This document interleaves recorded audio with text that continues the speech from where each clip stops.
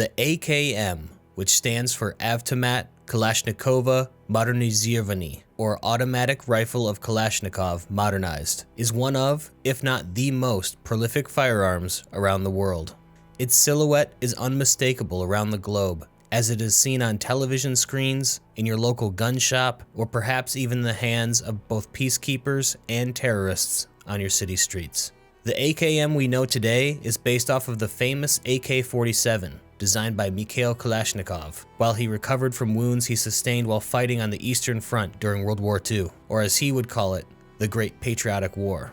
Originally, the AK-47 featured a receiver, which is the heart of the rifle, which was milled out of a solid 11-pound block of steel. But after many trials and revisions, it was deemed too difficult and expensive to manufacture on the scale that was desired. So, in 1959, the design was simplified, with a stamped sheet metal steel receiver, which allowed for cheap and relatively easy mass production. The AK series of rifles owes its success to the blood-stained lessons learned during the Second World War. Gone were the days of armies marching their infantry in neat rows and sections to fire volleys at one another at hundreds or even thousands of meters. Gone too was the slow-paced and grueling stalemates of the First World War. With modern manufacturing on the rise, new war machines such as the Panzer armored tanks, and mechanized infantry screaming into battle on their half-tracks or dropping into enemy territory from airplanes. This new form of lightning war, or blitzkrieg as it was called by the Germans, was fast-paced and at far closer range than ever before. Fully automatic weapons were needed in this new age of war, and soldiers that could carry plenty of ammunition. To achieve this, the Germans designed the grandfather of all assault rifles, the Sturmgewehr. It fired an intermediate cartridge, something seldom seen before it. It was larger than a pistol round, but smaller than a rifle cartridge. In addition to this, the Sturmgewehr was fired from a 30-round detachable box magazine, something only seen on submachine guns until that time. Its effectiveness in combat was undeniable, and those unlucky enough to witness its firepower were quick to go home and tell stories of this terrible new handheld machine gun. After the defeat of Germany during World War II, Mikhail Kalashnikov set out to design an assault rifle of his own using the 7.62 by 39mm cartridge that was designed to work in the Simonov rifle, or SKS as we know it. The rifle he produced was crude at first, and obviously took heavy inspiration from the Sturmgewehr, but the rifle's crudeness ended up being one of the most famous qualities of the AK series of rifles, due to the fact that its large, U-shaped receiver had so much open space between the moving parts, meant that dirt, mud, and grime could accumulate inside of the rifle but not impede its function. Up until then, most rifles of the time were handcrafted by artisans who prided themselves in tightly fitting, highly refined machine work. The only problem is, when those rifles got any dirt in them, they would seize up and jam. Kalashnikov's rifle passed all of its trials with flying colors, and the Kalashnikov rifle has been in service with the Russian military ever since, constantly being modernized for what new battlefields demand.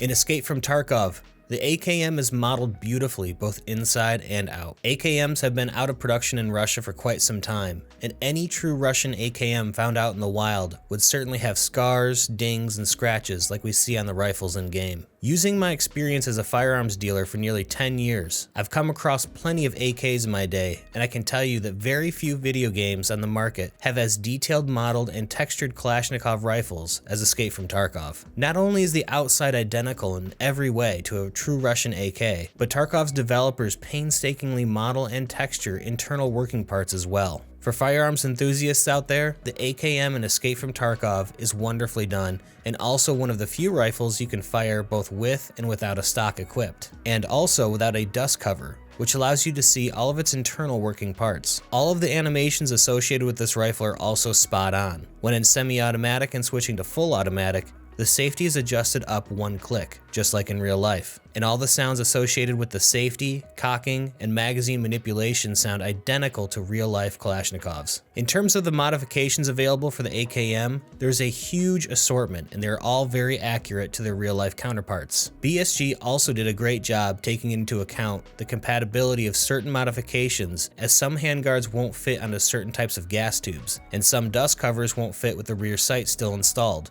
which is a sign of excellent attention to detail. The only thing that's unrealistic about some of the modifications in game is how effective they really are. An AKM is nearly an 80-year-old rifle that was never designed to be heavily modified. All aftermarket parts for the AK are essentially retrofitted to attach to a gun that was never designed to receive such parts. In real life, many of the dust cover optics mounts are unreliable in terms of holding a zero and often come loose. Same can be said for some of the red dot mounts that attach to the rear sight. It's not that they're trash, but some of these designs are better than others. Also, many of the modifications for the AKM in-game would make the gun very, very heavy for its intended purpose. But I guess some concessions do need to be made for the sake of gameplay. Now let's get on to using the AK in-game.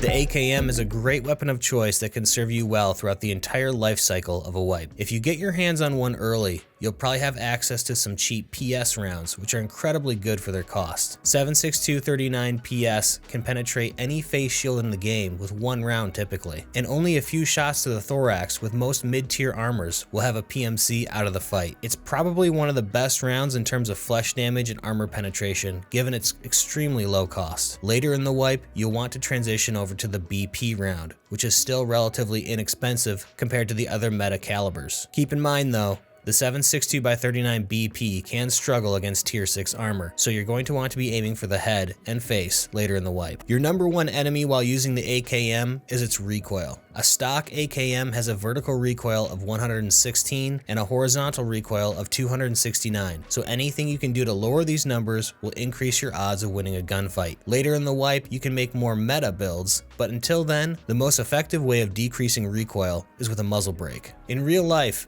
muzzle brakes use expanding gases that propel the bullet down the barrel to generate a forward and sometimes downward thrust on the rifle, reducing recoil. Just like in real life, this is your best option for cutting down kick on the Kalashnikov.